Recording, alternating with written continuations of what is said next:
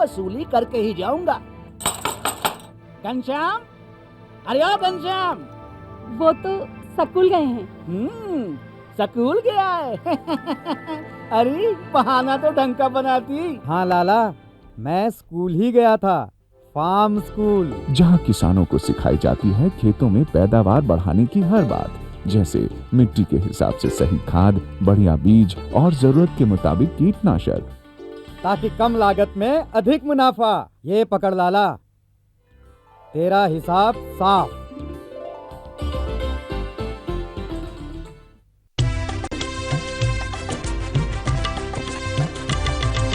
सहकारिता के बल पर विकास के लिए उठे कदम, जन सहकार की ताकत लेकर आगे बढ़ते जाएं हम। जन जन ने इस क्रांति में है विश्वास जगाया, हम सब ने मिलकर विकास का परचम है फहराया।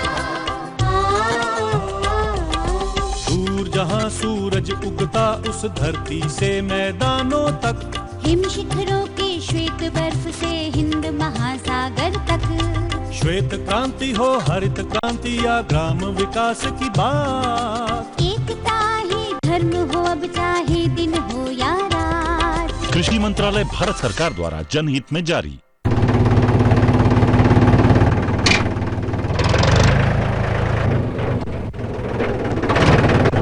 अरे हरकू वाह, बीज, कीटनाशक और आज खाद भी। अरे इतना खर्चा कहाँ से? अरे खर्च की चिंता किसे है, मेरे पास है ये किसान क्रेडिट कार्ड।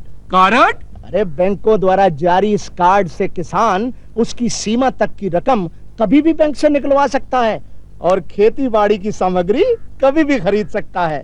तो हरकू भैया एक कार्ड मेरे लिए भी। किसान क्रेडिट कार्ड के लिए नजदीकी बैंक से संपर्क करें और पाएं ढेर सारे लाभ।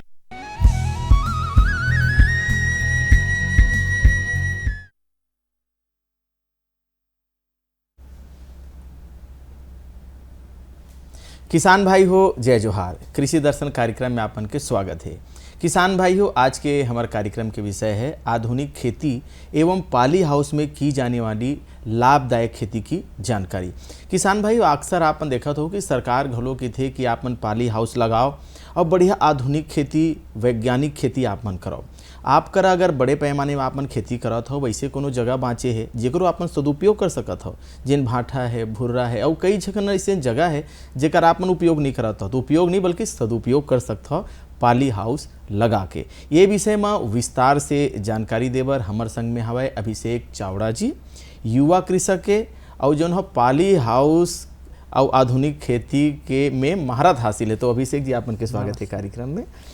किसान भाई हो, जैसे कि हम हाँ पाली हाउस और आधुनिक खेती के बारे में चर्चा करत हन, तो एक बार एक ठन फिल्म बने है, आबो वो फिल्म ला देखबो, ओकर बाद चर्चा फिर आगे जारी रखबो।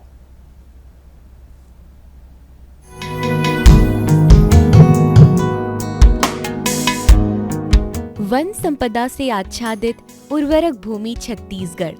यहाँ किसान भाई बहन ज्यादातर धान की खेती करते नजर आते हैं, लेकिन अब छत्तीसगढ़ के खेतों में नाना प्रकार की सब्जियां, फल फूल इत्यादि नजर आते हैं। छत्तीसगढ़ के किसान तेजी से कृषि जगत में विस्तृत रूप से आगे बढ़ रहे हैं। जैसे छत्तीसगढ़ की राजधानी रायपुर के चंदनी डीह के रहने वाले सफल कृषक अभिषेक चावड़ा जी, जिन्होंने आधुनिक विधि अपनाकर खेती किसानी की दुनिया में अद्भुत काम किया है।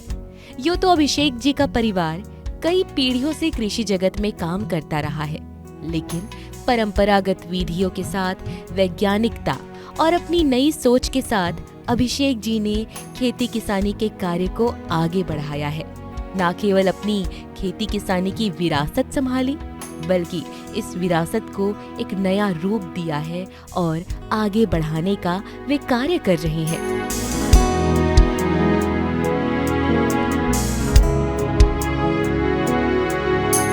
अभिषेक जी न केवल धान की खेती करते हैं, बल्कि विभिन्न प्रकार की सब्जियां, टमाटर की खेती, मिर्च की खेती, शिमला मिर्च, खीरा और फलों में अमरूद, सीताफल, ड्रैगन फ्रूट्स जैसे नाना प्रकार के फल उनके खेतों में देखे जा सकते हैं। खेती किसानी की दुनिया में इतना विस्तृत काम संभव हो पाया आधुनिक विधि और ग्रीन हाउस खेती के कारण। अभिषेक जी ने परंपरागत विधि के साथ आधुनिकता को अपनाकर drip irrigation, mulching sheet, green house प्रभाव जैसे विभिन्न प्रकार की तकनीकों को साथ लाकर प्रोडक्शन क्वालिटी को और भी ज्यादा बढ़ाया है। दूर दूर से लोग उनके कृषि फार्म्स को देखने के लिए आते हैं कि वे किस प्रकार की खेती करते हैं, किस तरह से खेती करते हैं। अभिषेक जी के खेतों के कारण कई लोगों को आज रोजगार मिल रहा है। लोग फलों की तुड़ाई के लिए आते हैं और बाजार भेजकर अच्छी कीमत प्राप्त करते हैं। अभिषेक जी ने सॉर्टिंग और पैकेजिंग के लिए बाजार भेजने के लिए एक बड़ी व्यवस्था कर रखी है, जहां खेतों से सीधे फलों की तुड़ाई करके वहां भेजी जाती है और मशीनों के माध्यम से पैकेजिंग का कार्य किया जाता है। पैकेजिंग से पहले छटाई की जाती है। अच्छे और तैयार फलों और सब्जियों को बाजार भेजने के लिए तैयार किया जाता है। अभिषेक जी का मानना है कि ठान लिया जाए तो जीत निश्चित है। यदि कोई किसान आगे बढ़ना चाहता है तो वो बिल्कुल बढ़ सकता है। बस जरूरत है एक कदम आगे बढ़ाने की, अपनी सोच को नई दिशा देने की, अपनी जानकारी को विस्तृत करके अपनी खेती किसानी की दुनिया को भी विस्तृत किया जा सकता है। बस जरूरत है एक कदम आगे बढ़ने की, तभी तो आप बन सकेंगे आत्मनिर्भर किसान।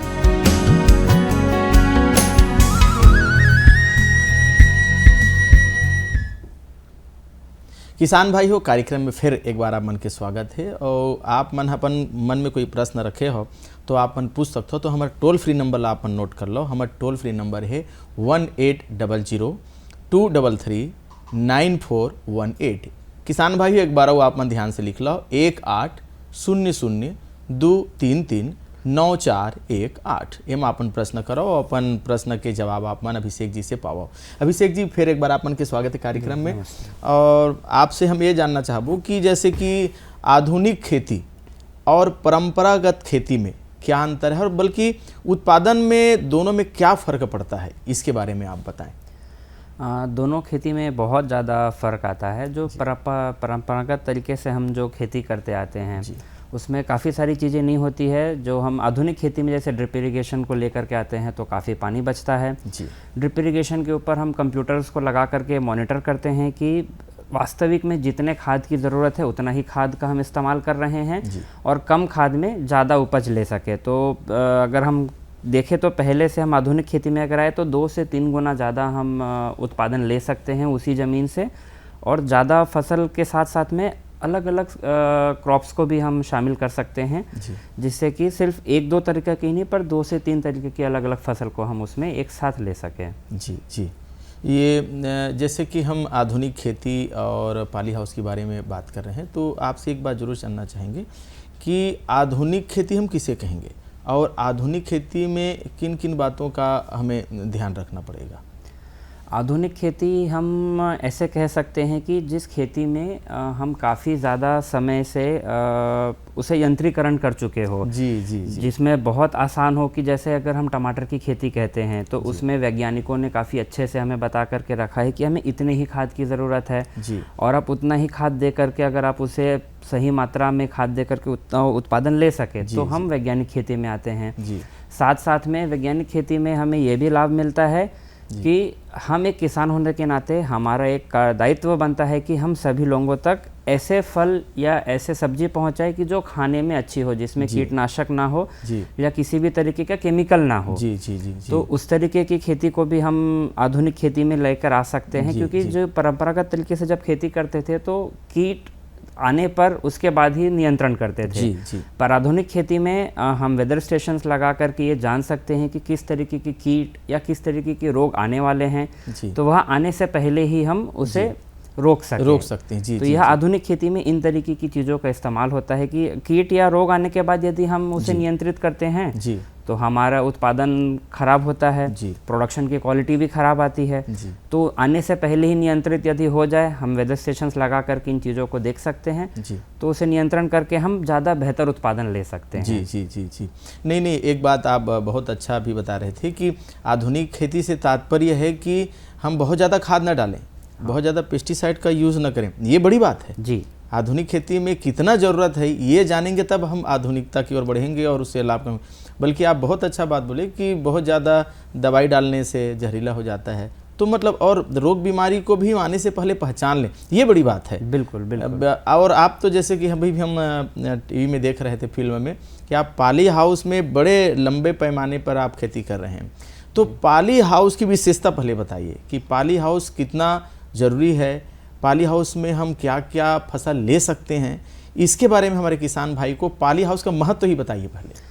बिल्कुल बिल्कुल। छत्तीसगढ़ जो हमारा स्टेट है, इसमें काफ़ी ज़्यादा मात्रा में बारिश होती है जी। यहाँ हम 1000 से लेकर के 1200 mm की बारिश आती है जी। और इतनी ज़्यादा बारिश जब होती है तो ये फलों की या सब्जियों की खेती के लिए बहुत ज़्यादा मुश्किल होता है जी, जी, जी। तो ऐसे में पॉली हाउस हमें एक ऐसी जगह देता है कि जहाँ पे बारिश का पानी जो है सीधे तरीके से हमारी फसल के ऊपर नहीं गिरता जी।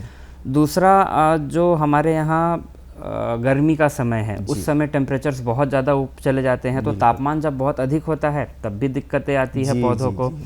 तो कुछ पॉली हाउसेज हमें मदद करते हैं कि हम उस तापमान को नियंत्रित कर सकें जी, ये बड़ी बात है। इन दोनों चीज़ों को अगर हम देखें तो 3 महीना हम बारिश का ले लेते हैं, 2 महीना हम गर्मी का ले लेते हैं, तो 5 महीने ऐसे हैं कि जिसमें सब्जियों की खेती थोड़ी मुश्किल हो जाती है। तो पॉली हाउस लगाने से उन चीज़ों को हम किसी तरीके से मैनेज कर सकते हैं और एक बेहतर खेती कर सकते हैं। तो सब्जियों की खेती के लिए तो वह वरदान हो जाता है। जी जी, बिल्कुल सही बात है। नहीं, बहुत बढ़िया। आप एक महत्वपूर्ण बात आप बताएं कि अधिक गर्मी पड़ रही है उससे भी बचा जा सकता है, उसको नियंत्रण किया जा सकता है। बहुत अगर पानी गिर रहा है तो उससे भी, ये मतलब पाली हाउस की एक विशेषता है और उसका ये लाभदायक पहलू है। एक बात मैं जानना चाहूँगा आपसे चावड़ा जी कि जैसे हमारे जो किसान हैं, छोटे किसान हैं और या जो धान की खेती कर रहे हैं, वे पाली हाउस में कैसे खेती कर सकते हैं, इसके बारे में? बिल्कुल बिल्कुल। देखिए, धान की खेती हम अगर देखें, छत्तीसगढ़ भी हमारे लिए धान का कटोरा ही है जी, बहुत ही विभिन्न तरीके की हम धान उगाते हैं, सुगंधित से लेकर के बहुत सारे, जहाँ की बहुत सारी वेराइटीज़ हैं। तो धान की खेती एक बहुत ही अच्छी लाभदायक खेती है जी। परंतु क्या होता है कि ऐसे कई ज़मीन होती है हमारी धान की खेती में जिसमें उत्पादन कम आता है, किसी कारणवश अगर उसमें पानी नहीं रुक पा रहा है या किसी भी कारण से हम उसमें अच्छा उत्पादन नहीं ले पा रहे हैं, तो उस जगह को हम पॉली हाउस लगा करके उसके अंदर एक बेहतर उत्पादन ले सकते हैं जी। और तो और अभी क्या हो रहा है कि एक हमारा देश युवा देश है, अभी युवा पीढ़ी बहुत आ रही है खेती में। तो यदि किसी युवा पीढ़ी को अपने ही किसी धान के, अगर उनका रकबा बड़ा है और वो एक छोटे से रकबे के अंदर में दूसरी खेती करना चाहते हैं, उन्नत खेती करना चाहते हैं जिसमें सब्जी की खेती या फल की खेती करना चाहें, तो ऐसे में उनके लिए एक बहुत अच्छी अपॉर्चुनिटी है। वो छोटे से एरिया में एक पॉली हाउस लगा करके वहाँ पे ट्रायल्स चालू कर सकते हैं और धीरे धीरे क्या है कि पॉली हाउस के अंदर में खेती करना अपने आप में एक बहुत कठिन खेती का विषय हो जाता है जी। पर यदि आप बिल्कुल दृढ़ निश्चय के साथ में उसके अंदर काम करेंगे तो बहुत ही लाभकारी भी है, क्योंकि हम ऑफ सीज़न में, यानी जब टमाटर का सीज़न नहीं है तब हम टमाटर निकाल सकते हैं, जब हमारे पास तरबूज खरबूज का सीज़न नहीं है, बारिश के समय होता नहीं है, तो हम पॉली हाउस के अंदर में उसकी खेती कर सकते हैं। तो उस तरीके से हम ऑफ सीज़न खेती करके काफ़ी अच्छे दाम में अपनी सब्जी को बेच सकते हैं और फलों को भी जी। साथ ही साथ में सर मैं ये कहूँगा कि इसमें हम फूलों की भी खेती बहुत अच्छी कर सकते हैं। मैं अभी वही पूछने ही वाला था कि जैसे कि अभी हम देख रहे थे फिल्म में कि फूल की खेती, आप फूल की भी खेती कर रहे हैं। हाँ। तो फूल की खेती, क्योंकि वो गर्मी में, अधिक गर्मी से, जैसे आप बताए, फूल की खेती के बारे में बताइए आप। हाँ, जैसे फूल हैं, जैसे गुलाब का फूल हो गया या जरबेरा जो है, इन्हें सीधी जो हम खास करके गर्मी के समय में जो सीधा सूर्य का प्रकाश पड़ता है वो उसे पसंद नहीं है। तो पॉली हाउस में हम क्या करते हैं कि उसके ऊपर हम एक नेट लगा देते हैं कि जो 50% तक की सूर्य की प्रकाश को कम कर देता है, तो पौधा जो है उसे गर्मी कम लगती है और वो थोड़ा कंफर्टेबली रह सकता है। जैसे हम एसी में आ जाते हैं गर्मी के समय, वे तो नहीं आ सकते, तो उनके लिए हम एक ऐसा एनवायरनमेंट बनाते हैं कि वो आराम से वहाँ पर अपने फूलों का उत्पादन कर सके। तो जरबेरा और गुलाब की खेती के लिए बहुत ही अच्छा है, पॉली हाउस के अंदर में आप दोनों की खेती बहुत अच्छे तरीके से हमारे छत्तीसगढ़ के विभाग में कर सकते हैं जी। साथ में अभी कुछ ऐसे भी नई प्रजाति आ रही है फूलों की जिनका डिमांड अपने यहाँ पे बढ़ रहा है। पहले शादियों में जो था वो नकली फूल लगते थे, पर आजकल की शादियों में असली फूल लगते हैं। नहीं, पहले तो फूल हम दूसरे राज्यों से मंगाते थे। बिल्कुल। लेकिन आप लोगों के कारण आज हमारा छत्तीसगढ़ संपन्न हो रहा है फूलों की खेती के मामले में। जी जी फूल जी, के मामले में धन्यवाद। जी, आप बता रहे थे। हाँ हाँ हाँ जी। तो वही तो अब चूंकि शादियों में भी अब अच्छे अच्छे फूल लगते हैं, और आज जैसा आपने बताया कि बिल्कुल सही बोला आपने, अभी तक छत्तीसगढ़ में से केवल बाहर से ही फूल आते थे। जी जी जी जी। अब यहाँ पे कई किसानों की मेहनत से यह हो पाया है कि अब छत्तीसगढ़ भी बहुत अच्छे फूलों का उत्पादन कर पा रहा है। गेंदा भी है इसमें, और कुछ एग्जॉटिक फ्लावर्स भी आते हैं जैसे जिप्सोफिला हो गया। तो इस तरीके के भी जो फ्लावर्स हैं ना वो हम यहाँ पे कर रहे हैं। जी जी। तो बहुत ही एक अच्छा किसानों के लिए ये उन आय का स्रोत बनता जा रहा है, और धीमे धीमे किसान इसकी तरफ अग्रसर होकर के खेती कर रहे हैं। जी जी जी। अभी एक बात अब अच्छा बता रहे थे कि जैसे कुछ लोगों का ये ऐसे सोचना है, और तो हम चर्चा को आगे जारी रखेंगे, लेकिन आइए उससे पहले एक छोटा सा लेते हैं ब्रेक।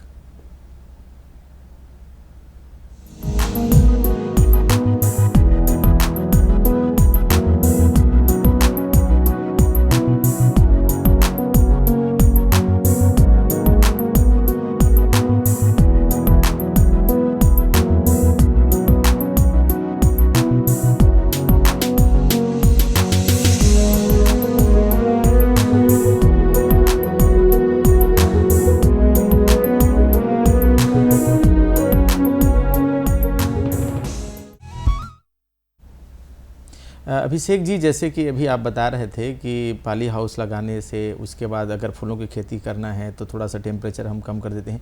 कुछ लोगों के मन में एक भ्रांति है कि जैसे पाली हाउस में हम खेती करेंगे तो सूर्य की रोशनी अच्छी नहीं आएगी, अच्छा प्राकृतिक हवा नहीं मिलेगा, तो खेती कैसे होगी? इस भ्रम को आप तोड़िए और इसके बारे में भी आप बताइए। बिल्कुल बिल्कुल। ये क्या होता है कि कई बार जब कोई किसान पॉली हाउस लगाते हैं जी, किसी इंफॉर्मेशन की कमी के कारण शायद उन तक ये बातें पहुंचती है। जी जी जी। यदि हम अगर ध्यान से देखें तो पॉली हाउस के ऊपर में जो पॉली शीट लगती है ना, वो डिफ्यूज लेयर होती है उसके अंदर में। तो वो क्या करता है कि सूर्य का प्रकाश जो सीधे पड़ने वाला है ना, उसे एक जगह केंद्रित ना होकर के वह पूरी तरीके से बिखर जाता है, फैला देता है उसे। और आप पॉली हाउस के किसी भी कोने में खड़े रहेंगे ना, आपको बराबर लाइट आएगा। जी जी, उसका ये बहुत महत्वपूर्ण कारण है। जी जी। ताकि आप जितना भी ज़्यादा प्रकाश आ रहा है उसे हम पूरी तरीके से इस्तेमाल कर सकें। जी जी। तो उसके कारण वो दिया जाता है। अब कई बार यह होता है कि अगर उन्होंने शेड नेट, जो हम बात कर रहे थे कि जो 50% सूर्य की प्रकाश को रोक लेता है, जी, यदि किसान भाई ने ध्यान नहीं दिया और वो शेड नेट पूरी हमेशा के लिए ऊपर अगर वो खोल के रखेंगे तो लाजमी बात है कि वहाँ पे सूर्य का प्रकाश कम हो जाएगा। तो जब सूर्य का प्रकाश कम होता है, जैसे अगर बदली का मौसम है, बाहर बादल छाए हुए हैं, तो हम शेड नेट को संकेल लेते हैं ताकि सूर्य का प्रकाश अंदर आ सके। और जब बहुत तेज धूप है तब आप उसे वापस बिखेर दीजिए तो सूर्य का प्रकाश कम हो जाएगा। तो पौधे को जितनी ज़रूरत है उतनी हम सूर्य के प्रकाश को मेंटेन कर सकते हैं। सही जानकारी अगर हमारे पास हो तो हम बिल्कुल इसे आराम से कर सकते हैं, इसमें कोई दिक्कत नहीं है। सूर्य का प्रकाश उतना आता है हमारे पॉली हाउसेस के अंदर में जितने की पौधे को ज़रूरत है। जी जी जी। एक बात, मैं पाली हाउस गया हूँ तो पाली हाउस में जो बाहरी आवरण है उसके बाद जैसे हमको अंदर जाना है तो उसमें एक दरवाज़ा होता है, दरवाज़ा के बाद फिर एक दरवाज़ा होता है। जी, हम डायरेक्ट वहाँ प्रवेश नहीं कर सकते। नहीं। इसकी खूबी और इसकी खासियत के बारे में बताइए। बिल्कुल बिल्कुल सर। जो अगर किसी किसान भाई ने एक अच्छा पॉली हाउस निर्माण किया है तो वह 3 गेट लगाएंगे। जी जी जी। हाँ, 3 गेट का कारण, और उसको भी क्या करते, गेट को यदि एक गेट इधर है तो दूसरा गेट इधर होगा, बिल्कुल, और तीसरा गेट फिर इधर आ जाएगा। हाँ, तो जिगजैग एंट्री करते हैं। जी जी जी। उसका कारण ये रहता है कि कीड़े की एक वो है कि वो सीधा सीधा उड़ता है। जी जी। तो जब वह उड़ते हुए सीधे इस गेट तक आएगा तो फिर यहाँ पे रुक जाएगा। उसे फिर से वापस उड़ने के लिए, पीछे आने के लिए वो बहुत जल्दी तत्पर नहीं रहता है, तो इसलिए दूसरा गेट पीछे होता है। जी जी। तो इस तरीके से मल्टीपल गेट्स को हम बनाते हैं ताकि जो बाहर में जो कीट है वह सीधा सीधा हमारे क्रॉप पे ना आए, सीधा फसल पे ना आए, जिससे कि फसल को हानि से बचाते हैं। और पॉली हाउस के अंदर में चूंकि वो एक प्रोटेक्टेड एनवायरनमेंट है जहाँ पे सीधा कोई कीट नहीं घुस सकता, तो इसमें किसी भी तरीके की केमिकल का छिड़काव कम हो जाता है। जी जी जी। और चूंकि केमिकल का छिड़काव कम होता है तो हम यह कह सकते हैं कि उसमें उत्पादन भी बहुत अच्छी क्वालिटी का लागत भी कम हो गई, लागत भी बहुत कम हो जाती है। पर पॉली हाउस हाँ बनाने की लागत एक आती है जिसपे में भारत सरकार का बहुत अच्छा योगदान आता है कि यदि आप पॉली हाउस लगाना चाहते हैं तो सरकार जी जी। मैं वही अंत में यही मतलब आने वाला था कि जैसे हमारे किसान भाई जो पॉली हाउस लगाना चाहते हैं वो कहाँ जाएं? सरकार तो कहती है कि आप पॉली हाउस लगाइए, तो उसके लिए वो कहाँ जाएं, कहाँ मदद मांगें, उसे कैसे सब्सिडी मिलेगी? बिल्कुल बिल्कुल सर। इसमें क्या है कि सरकार के ऑफिसेज बने हैं, NHB होता है नेशनल हॉर्टिकल्चर बोर्ड, और NHM नेशनल हॉर्टिकल्चर मिशन। हर डिस्ट्रिक्ट में आप पता करेंगे तो बिल्कुल आपके या किसी भी कृषि विकास केंद्र में भी यदि वो जाते हैं तो उनको वहाँ से पूरी जानकारी मिल सकती है। और इसमें सरकार किसानों का बहुत अच्छा साथ दे रही है, बहुत अच्छी योगदान राशि मिलती है, 40% से लेकर के 60% तक, डिपेंडेंट कि आप क्या उसमें उगाना चाहते हैं। फलों की खेती, फूलों की खेती, सब्जियों की खेती, तीनों में अलग अलग तरीके के अनुदान हैं।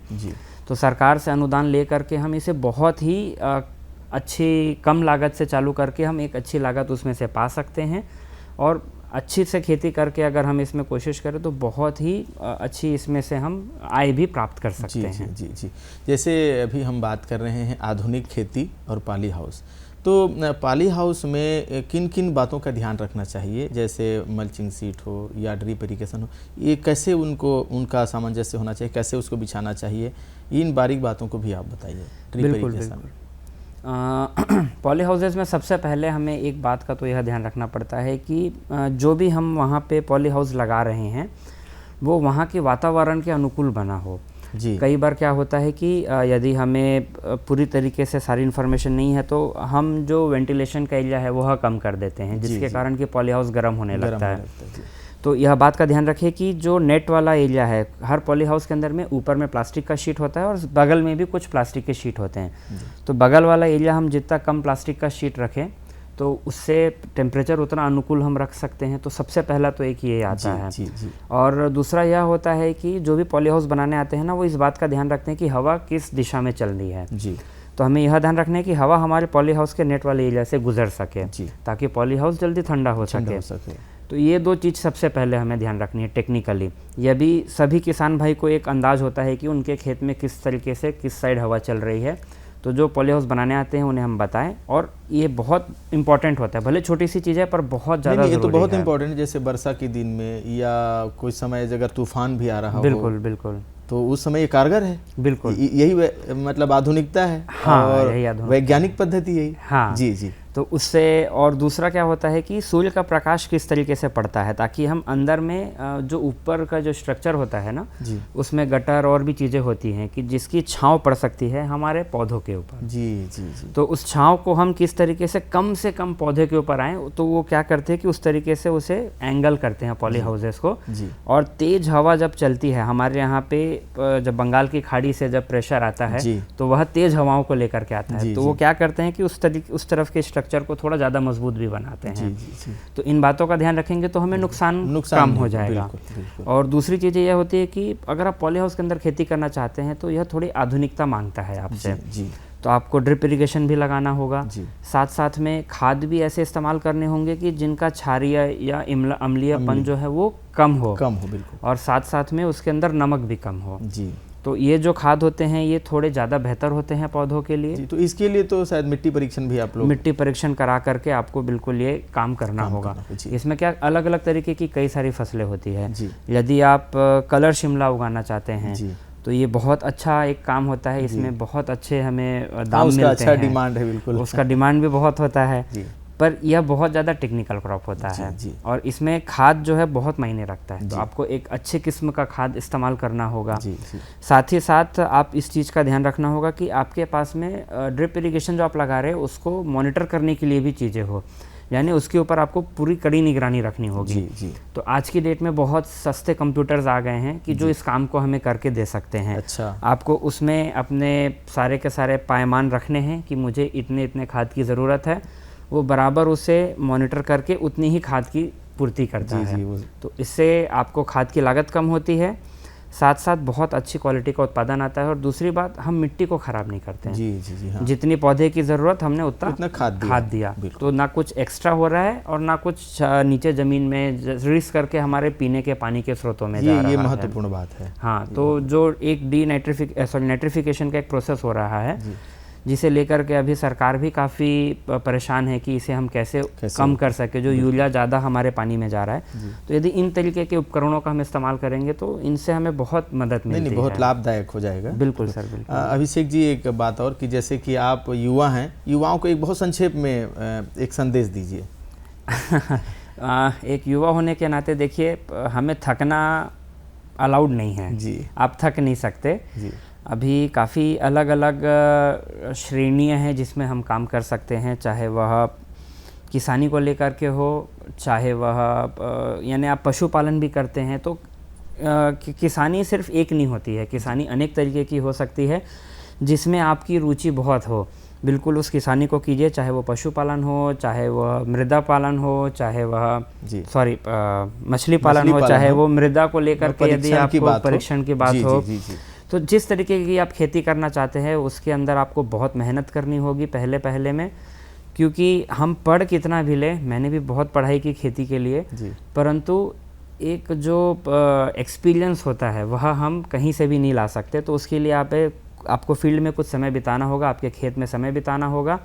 यदि आप अपना पढ़ाई करके खेत में समय बिताते हैं तो आपको सफल होने से कोई भी नहीं रोक सकता। और ये बहुत अच्छा काम है, कृषि का काम, देश की सेवा का काम है। बिल्कुल। बढ़ चढ़कर कीजिए, बढ़ चढ़कर हिस्सा लीजिए, मेहनत से कीजिए, आपको सफलता ज़रूर मिलेगी। जी। अभिषेक जी, आप बहुत कम समय में विस्तार से जानकारी दी हमारे किसान भाइयों को, आप आए इसके लिए आपका बहुत बहुत धन्यवाद सर। किसान भाइयों, ऐसे ही हम नई जानकारी, तकनीक, विधि लेकर के आपके बीच उपस्थित होंगे। अब दीजिए विदा, नमस्कार।